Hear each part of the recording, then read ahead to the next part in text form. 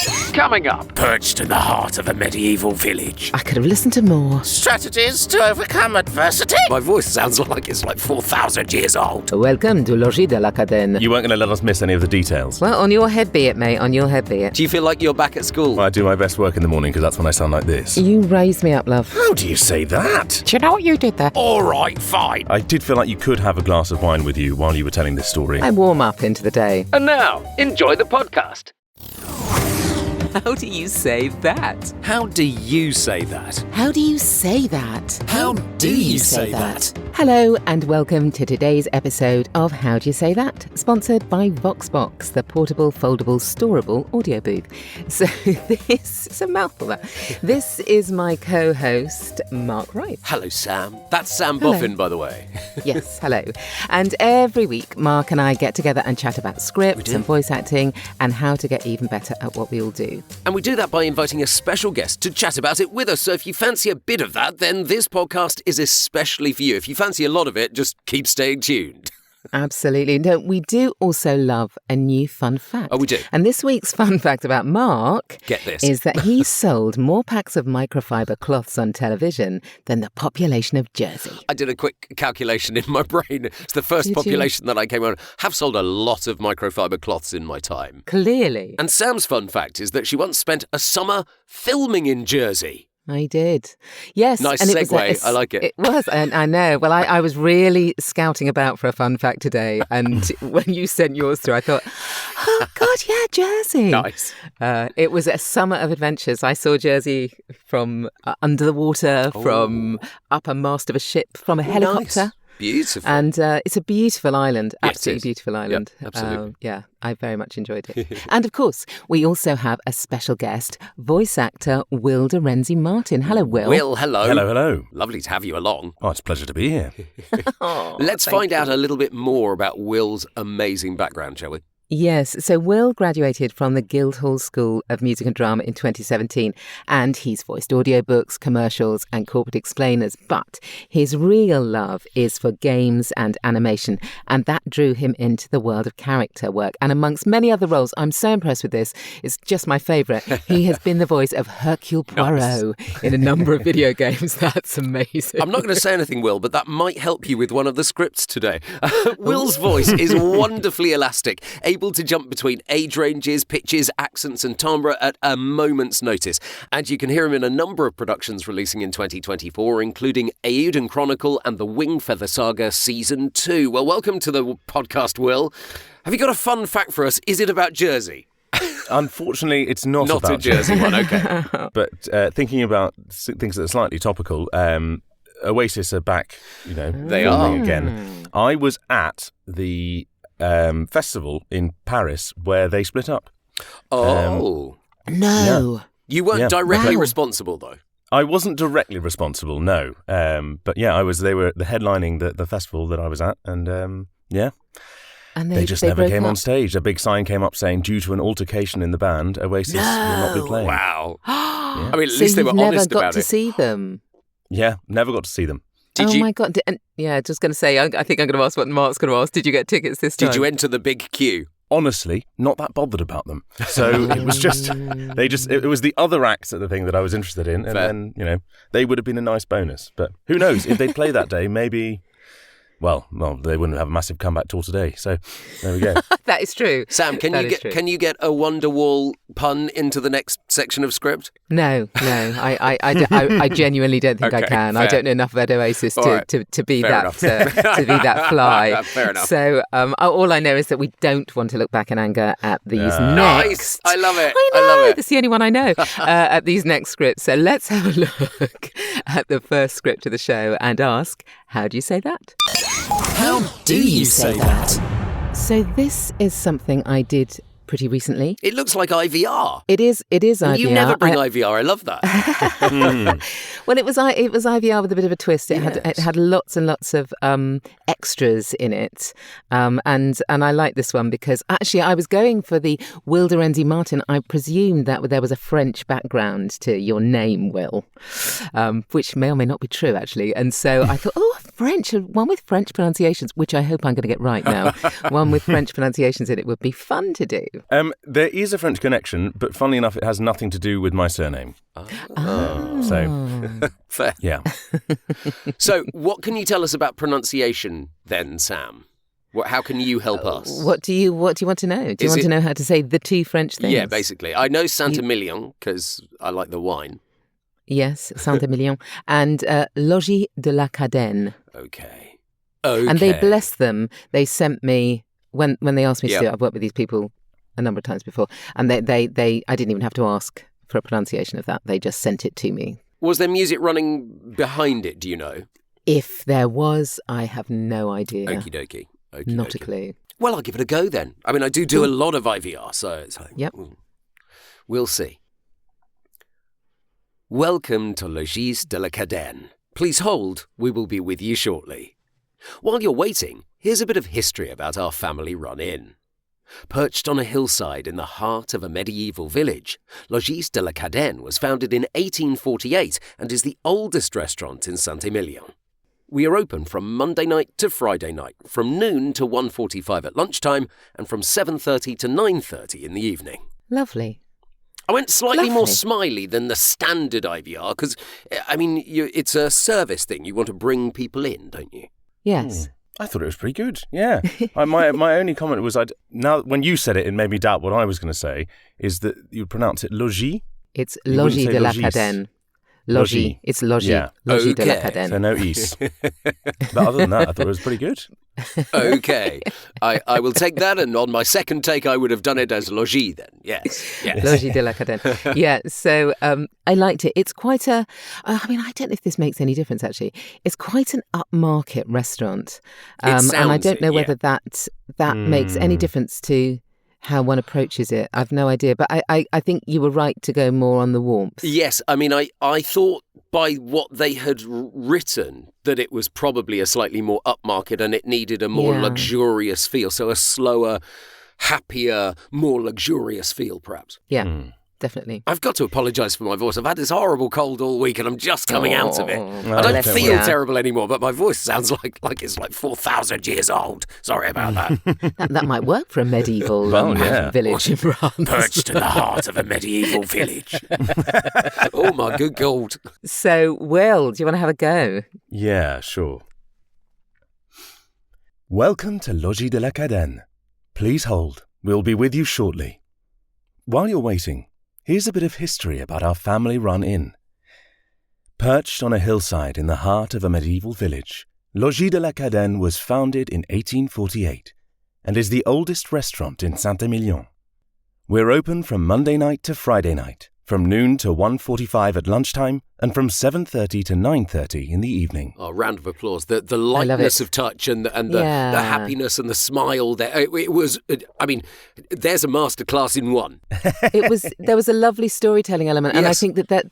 I think that's the point with this. If you happen to be the person that is sat on this, On the phone, on hold bit, and they're not answering the phone, then it's quite nice to be told a story, which is effectively what a lot of these little prompts did.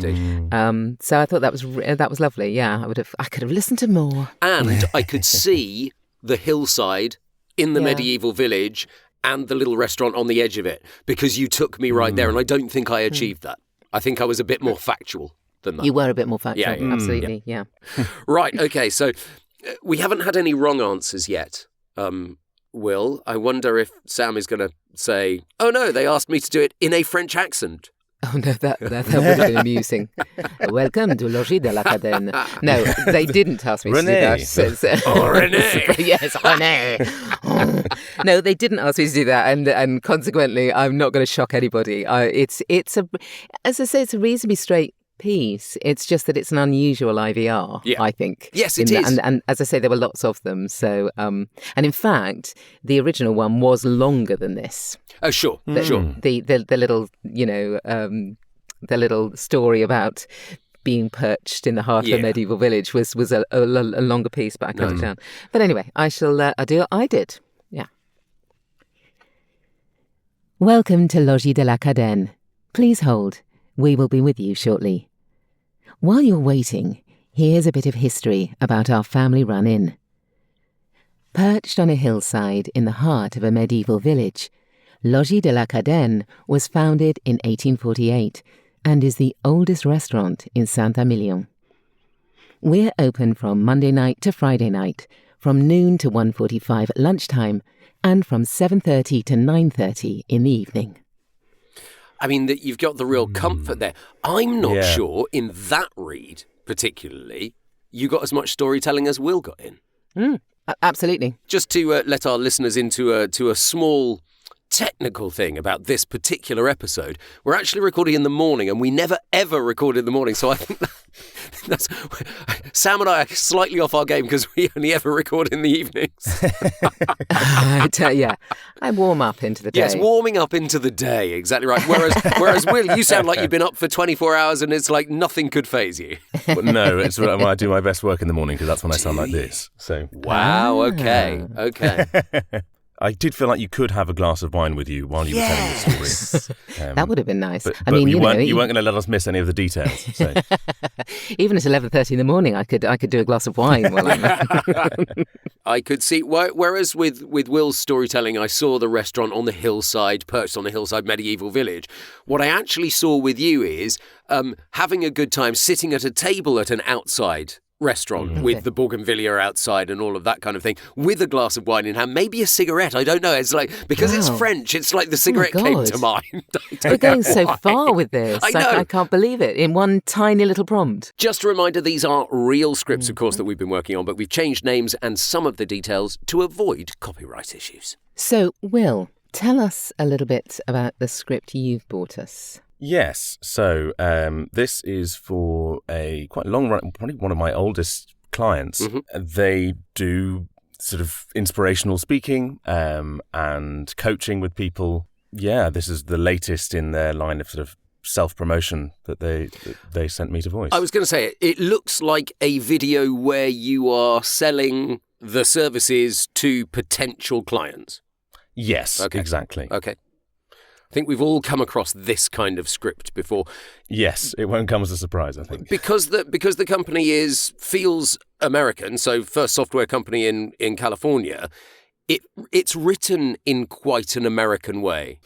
Yes, that you're right there. It's got a feeling a little bit like it could be a voice of God thing in some way. Yeah. It's got a bit of that in it. But what I'm really getting at, because it's written that way, is it slightly more, or what's the word that they hate in auditions? Announcery, do you think? Yes, I think it's got a bit of that. Okay. But again, if you saw this in an audition, they would definitely say not announcery. But quite big, quite upbeat? Yeah, I would say definitely upbeat. Okay, so there's two, well, they're in the same place, two pronunciations that I'm interested in. Is it Inc. 5000 list?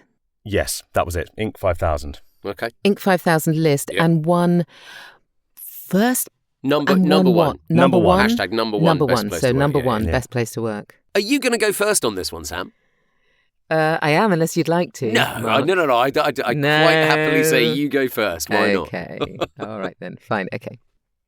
The single biggest driver of company and team performance is the mindset of the leaders. If you want to give your leaders cutting-edge strategies to overcome adversity, achieve peak performance, and scale your company, then J.V. Davids is the transformational leadership expert you've been looking for. When J.V. founded his first software company in California, he realized he needed to level up his leadership skills. So he earned a master's degree in psychology and trained in neuroscience. The result? Radiant Technologies landed on the Inc. 5000 list, won number one best place to work, and Michael was named Social Entrepreneur of the Year. You went in slightly harder than I was expecting you to. I was told to. Oh, I thought I was meant to, so I did. Well, no, I thought you would have railed back a little bit and added slightly more conversational, as you do to a lot of things. Yes, the reason I didn't is because this didn't seem to be a conversational piece. It seemed to be a much more presentational, and that was the opening gambit. Yeah, I think you could have gone harder with it in the first two paragraphs in particular. It's big. That's a really interesting point, actually, because it felt big to me, bigger than anything bigger. I'd have thought, oh God, am I going cheesy here? But so that's really interesting that how we judge ourselves. Yes. Somebody said this to me once when I was acting. I went to an audition. I'd worked for him. The previous play I'd done, he had been my director, and he called me for an audition for the next thing. And when I did the audition, he then said to me in the room, he said, okay, so ignore the fact that you were Titania 2 weeks ago. Now give me a non-Titania version of this. And he said afterwards, you always, or invariably, people bring the last thing they did into the audition room. Interesting. And I thought that was a really good thing to remember. So actually, you reminded me then, actually, Will, because what I need to do is not think, what do I normally do? And let's up it by 10%. Yeah. I need to be far bolder. Because you can always rein people back. I'm now a bit concerned that I might take that note and go completely too far with it. Yeah, but with you, it's the opposite, isn't it? Potentially, I'm always trying to draw back, yeah. Yeah. Interesting. Right, well, let's give it a go. And see what comes out of my mouth. The single biggest driver of company and team performance is the mindset of the leaders. If you want to give your leaders cutting-edge strategies to overcome adversity, achieve peak performance, and scale your company, then J.V. Davids is the transformational leadership expert you've been looking for. When J.V. founded his first software company in California, he realized he needed to level up his leadership skills. So he earned a master's degree in psychology and trained in neuroscience. The result? Radiant Technologies landed on the Inc. 5000 list, won #1 place to work, and Michael was named Social Entrepreneur of the Year. I think that was the upper limit. Yeah, possibly in moments steering a little bit too selly. Agreed. But, yeah. I also, do you remember right at the beginning of the conversation we went, it felt a little bit voice of God-y. Yeah. As I was halfway through, I realised I was wavering too hard towards that and didn't quite pull back enough. Yes, that's what it was. Yeah. It was, I was finding it difficult to judge because for me, that was like... so far out there. So for me, I'm judging it. Are we going to get somewhere in the middle of this? I'm hoping. Will, do we think? Yeah, well, let's see how it goes. Yeah, he said, oh my God. Oh, yeah. Will's now, why did I bring this script? Why did I bring this one? I think it's really good because you can kind of, it's amazing. You think you can do something one way, and actually there are a gazillion ways to do it. Well, absolutely. So, Will, give us your JV. Okay. The single biggest driver of company and team performance is the mindset of the leaders. If you want to give your leaders cutting-edge strategies to overcome adversity, achieve peak performance, and scale your company, then J.V. Davids is the transformational leadership expert you've been looking for. When J.V. founded his first software company in California, he realized he needed to level up his leadership skills. So he earned a master's degree in psychology and trained in neuroscience. The result? Radiant Technologies landed on the Inc. 5000 list, won #1 best place to work, and JV was named Social Entrepreneur of the Year.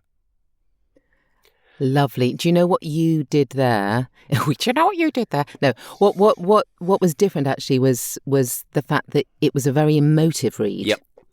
So there was emotion and connectivity in there between you and the guy and what he was doing. So you and so it's not really about, well, it is about energy, but it's not about how loud or how soft or how upbeat we are. Yep. It's actually about how can we connect to actually what we're saying. And part of that connectivity, Sam, was mic proximity there. because you really leaned in. Yeah. You brought us in by leaning into the mic much more. Mm-hmm. And for me, that made it, JV is a single person. This is a person talking about one single person, and I'm being drawn into that story. Mm-hmm. Yeah. Clever. It's interesting, isn't it? Because with voiceover work, I talk about this with students, drama students a lot, about mic proximity, because one of the biggest issues, if you like, with actors and voiceover work is that there's a big technical aspect to voice work. Oh, yeah. It can be a bit of a mindfuck, really, for people when they're coming new to it. When you're in your home environment, you particularly having used it a lot, you learn exactly what you need to do to achieve certain effects.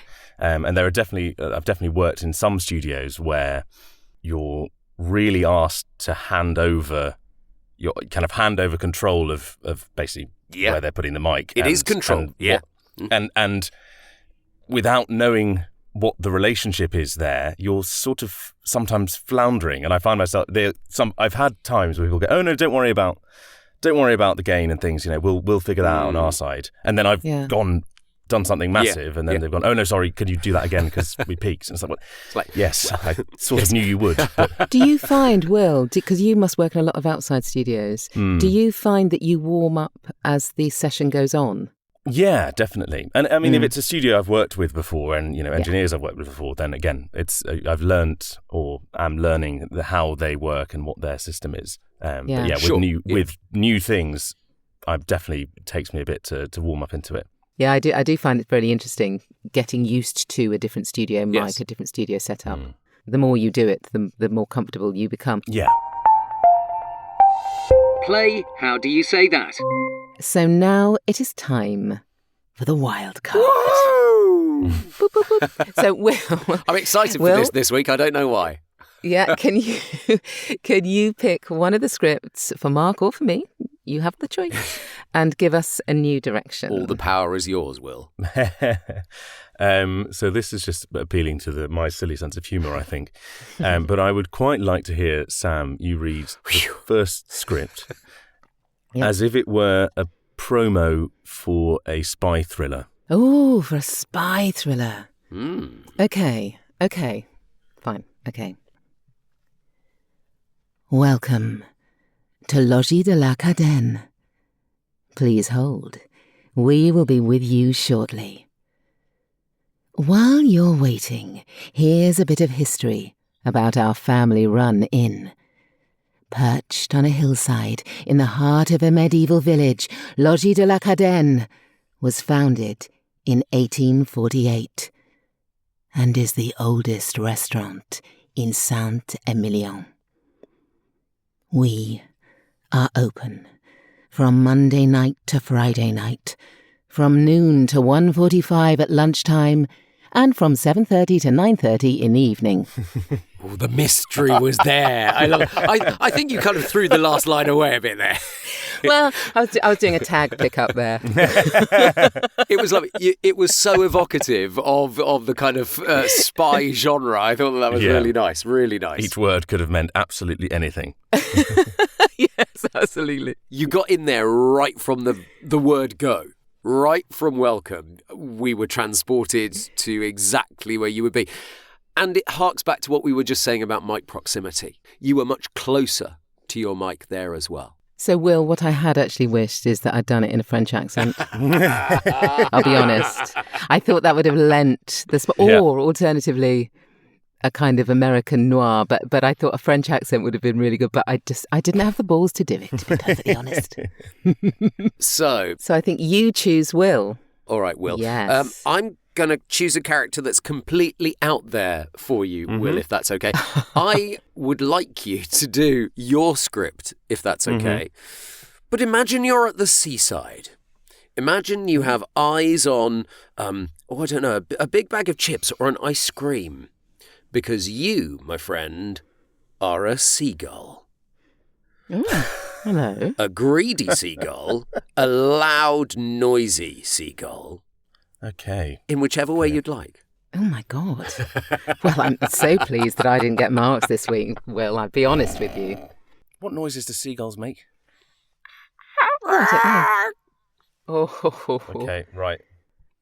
The single biggest driver of company and team performance is the mindset of the leaders. If you want to give your leaders cutting-edge strategies to overcome adversity, achieve peak performance, and scale your company, then J.V. Davids is the transformational leadership expert you've been looking for. When J.V. founded his first software company in California, he realized he needed to level up his leadership skills. So, he earned a master's degree in psychology and trained in neuroscience. The result? Radiant Technologies landed on the Inc. 5000 list, won #1 best place to work, and JV was named Social Entrepreneur of the Year! Incredible. Talk about throw yourself into... I mean, we were right there from the beginning, I think, from the first squawk. Good. How superb. That was so fun, Will. Very silly, but fun. Very, very easy to imagine. Did you visualise sort of animated seagulls? So this is an interesting question for me. I have aphantasia, so I can't actually visualise anything. But what I do is kind of shape my body and imagine that sort of thing. Wow. That's so interesting. Yeah. Yeah. It's funny because I have literally just last night watched Finding Nemo. Mm-hmm. And there's a seagull, a number of seagulls in that. And in my mind, I was visualising that seagull that I'd seen.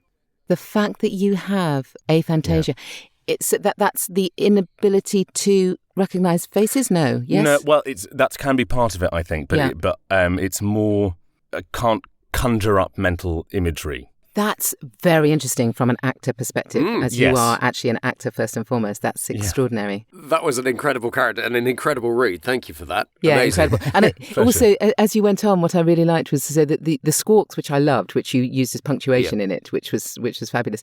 You were then able to, as you went further into it, you were able to incorporate a squawk within the word, which I really enjoyed. It was interesting how it developed, even in that quite short piece. That was lovely, and also you were so free. That's what I was very impressed at. so. You were so free with being able to just kind of go for it. So, Mark, I am worried now what you're going to come up with. You'll be all right. You'll be all right. I want you to be a window cleaner. Yes. Who's afraid of heights. Yes. You're up a ladder. Yep. And I would like you, I think, do Logis de la Cadène. Okay. Another hit at getting Logis right. Logis. Logis. All right. Welcome to Logis de la Cadene. Please hold. We'll be with you shortly. While you're waiting, here's a bit of history about our family run-in. Perched on a hillside in the heart of a medieval village, Logis de la Cadene was founded in 1848 and is the oldest restaurant in Saint Émilion. We're open from Monday night to Friday night, from noon to 1:45 lunchtime, from 7:30 to 9:30 in the evening. Lovely finish. You actually liked being up that ladder. You weren't scared of heights at all, I could tell. That was... I was less scared of heights. No. More getting a great finish. I like... exactly. So, very nice. So, were you the window cleaner of the restaurant? I mean, what did you... Yes, who were you I talking was to? cleaning the windows of the restaurant. Yes, absolutely. Very nice. I liked you. Yeah, The I like squeegee all the noise. sucking. Yes. Yeah, I like the fact you're your own Foley. Yeah. Yeah. But I could totally see that as a way of advertising a place. It works. Yes. Actually, you're right. It would be quite fun to you could do a lot of different scripts from a lot of different aspects You of that restaurant. absolutely I could. think. The gardener. You could definitely do the gardener. Gardener of the restaurant. Yeah. Oh, my goodness. Well, I mean, this is something that you can try at home because, as always, we've put the scripts in the show notes so you can have a try yourself in your own booth. Yes. And Our question this week, Will, is, and this is really interesting in light of what we've literally just said. Yeah. Mm-hmm. What is your process when you approach a new character? Where do you start? It does vary a lot. So if there are images on a page, that might be something that helps inform. I would say that my problem is not that I can totally not visualize anything at all, but it's very fuzzy. So I kind of start with a very fuzzy picture in my head of kind of maybe another character that has a similar trait or a combination of some of those. Yeah. And then I start to reach into my own body and think about how that person would stand or move or kind of how tight they would be or how kind of wobbly they would be or all those things. And then start to think about what's going on with their voice, kind of how those physical tensions will affect the voice, or if there are any particular things in the bag of tricks that could differentiate this person in some way.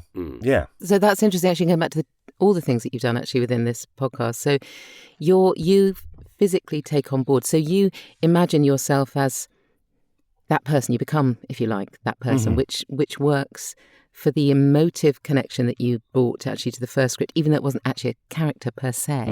There was still it was still very emotionally charged. And then to become the Seagull, say, you became something different again. Contorted myself and flapped my wings. So, Will, you actually take on the physicality of a character. We've heard that before from people on this podcast, which is really interesting, that they, by inhabiting the physical attributes, if you like, of something, that can really help it come out of your mouth, as it were. So absolutely. Being very physical. Having flashbacks to a lesson at drama school where someone said something like, there are some people who like to rehearse by starting with the costumes, not waiting until the week of the show to put the costumes on. You put them on first, and then you let that inform the internal. Yes. Yeah. And then other people who prefer to just start with just bear what you are and then add on to that, and then the costume is the final thing that appears as the shell at the end. So I think both are equally valid. It just depends how you want to work. Doing stage work, I do that classic get the shoes. I find the shoes quite quickly. Yeah, the shoes are great. If it's a period piece, or in terms of wearing a skirt, or I don't go necessarily as far as wearing the corset within the rehearsal, although that can be useful. But skirts, long skirts, and or different. If you've got a very specific costume, and I find that personally really useful. But of course, we don't have that. No, in front of a mic, it's very different, of course. I definitely physically change. You do, though, Will, you do use the visuals when you get them as inspiration. Yeah, to kind of feed whatever. Yeah, I suppose it's sort of that initial mood board in my mind of kind of where am I drawing from? Which pockets of either movement or sound am I in? What universe am I in? And then drawing closer from there. Well, thank you. That was fascinating. Thank you so much. It was. Will. It really was.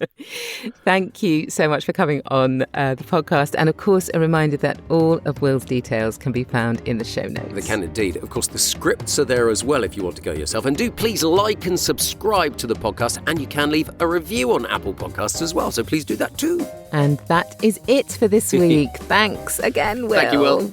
My pleasure. Thanks a lot for having me. And we will be back again next week with more scripts and another voiceover guest when we'll be asking, all together now, How do you say that? How do you say that?